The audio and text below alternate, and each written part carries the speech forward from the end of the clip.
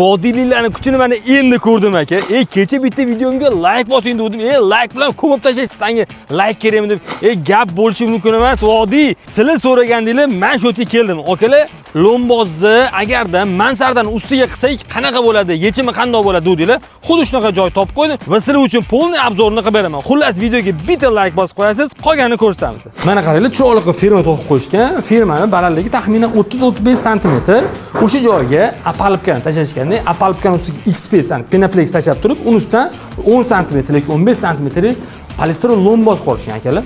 Muzdekini cho'tkigina bo'ladi.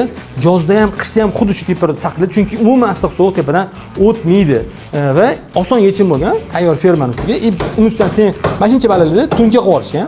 Endi men aytaman akalar, tunka bilan to'g'ri o'rtada ozgina joy qoladi-ku, shu qizib ketib qoladi. Shuning uchun o'sha joy ochiq qoldi, lekin sirkulyatsiya qilinglar, shunda zo'r bo'ladi uni.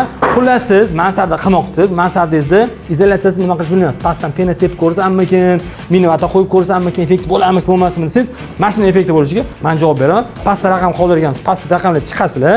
Qurilishi ko'p, foydali, mana shunaqa foydali videolar o'tkaza olmaslik uchun obuna bo'lish esdan chiqmasin. Aka, siz videoni ko'rib turibsiz. Buning uchun qolganlar like bosganda siz yetib kelgan.